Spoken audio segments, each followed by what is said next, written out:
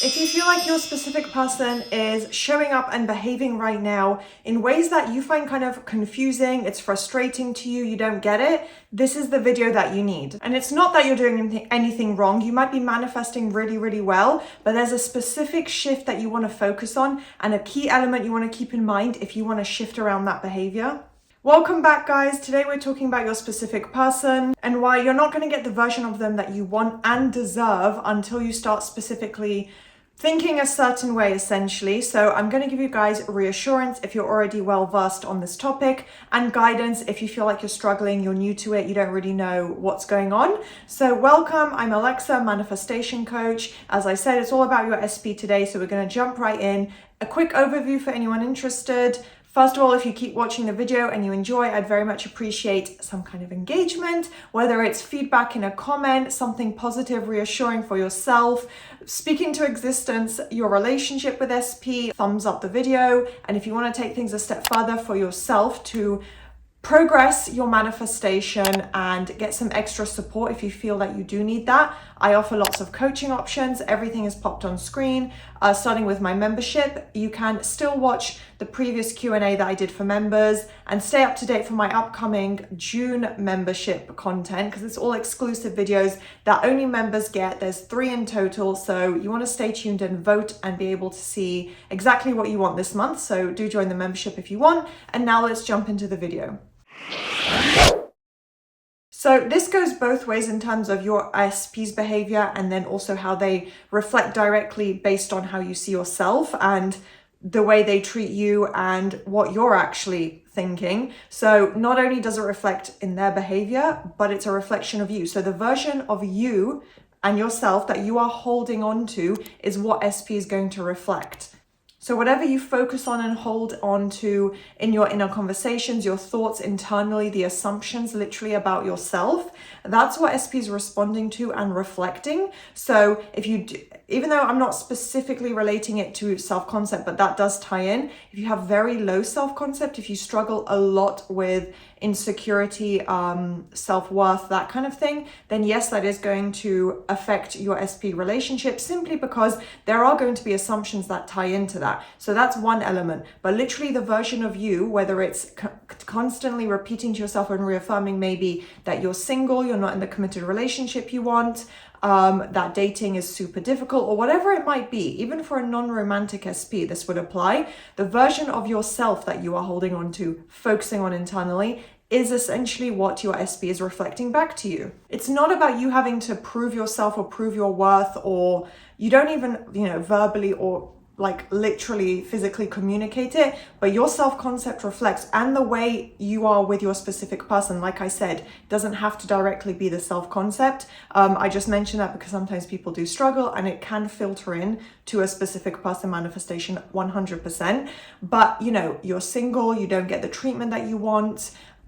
You always have to chase your SP. These are things tying into your self-worth, your boundaries and standards, which I'm going to get into in this video as well. But you don't have to prove yourself, but you want to focus on, develop the concept, develop the ideas, and literally then the assumptions and the beliefs. So not just developing the thoughts, but then they eventually become your actual beliefs of the version of you that you want to be. So that is what your SP will reflect back to you in their behavior. So that's why, to get to that right result, the right treatment and behavior that you want, and I think, the title of the video as well suggests that, literally getting the full end result, and that literally ties into your SP taking initiative, kind of leading the communication, whatever it may be, just showing you and in a way proving to you, I guess, it's just showing you that they care, that they have those feelings for you, that they have conformed. That's what we would all want to see, right? The physical reality reflection of what we're focusing on. So they think about what they would have to reflect. What do you want reflected in their behavior? How do you want them to show up? How do you want them to treat you? And it's not that they're choosing the version, or they're saying, well, this is who I'm going to be, this is all I think they're worth. It's your assumptions that are shaping that. So think again, if you're not getting the result you want, what assumptions have you held on to? Do your thoughts tie into those negative assumptions still, even in a subtle way maybe? So the idea of self-respect does tie into the actual principles that I would say are important in manifesting an SP about not chasing, not forcing. You don't want to try and force the 3D. So that would mean kind of bypassing and going against inspired action and then saying, well, I'm just going to reach out, or, well, I need reassurance, I need validation, so I'm going to go and do this. Trying to force and speed up results. Maybe you're getting impatient, frustrated, anxious, you're not hearing the communication or treatment and behavior overall from your SP that you want to see.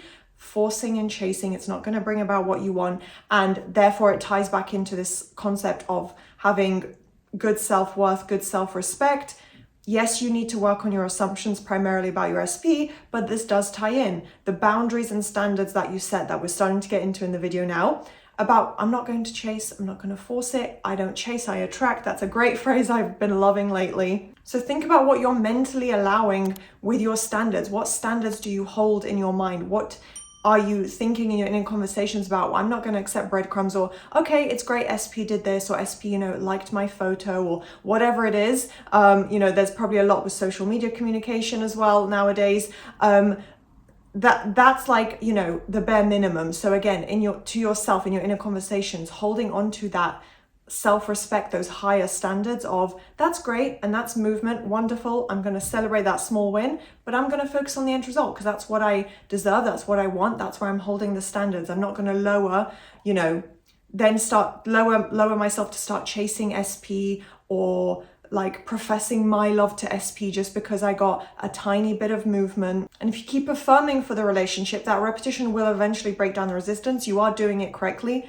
Affirmations, repetition is, the answer essentially, but then you're also accepting the breadcrumbs, or you're feeding into that and then you're holding on to that, or maybe you're not even thinking to the actual end result that you want, just holding on to this idea of, if I get that one text message, but then what does it lead on from there? What do you truly want?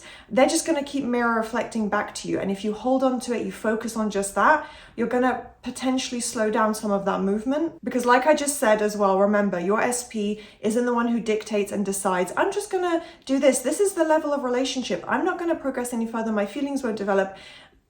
Life doesn't work that way for starters, but the manifestation doesn't unfold that way. Your SP is not the one leading, your assumptions are. It's your reality. This is you as an individual watching this video right now, manifesting your SP. Your assumptions create and dictate what your physical reality and all the relationships are like.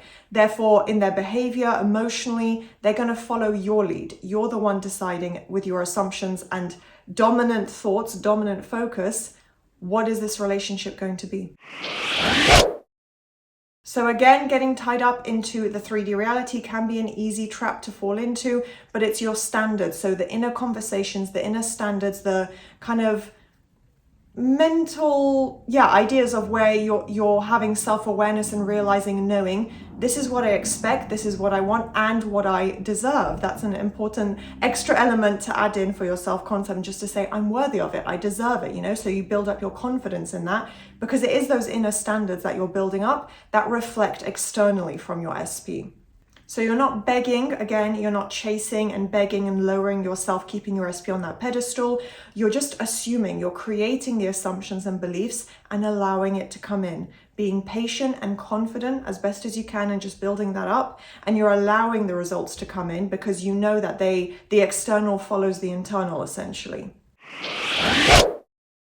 So when something happens and you do feel, disappointed, frustrated, you can just ask yourself, what version of myself are they responding to? What version of myself have I assumed that they're going to react to, or what behavior do you expect essentially, So how do I assume they see me? Are they in love with me? Do they value me, chase me, take the initiative?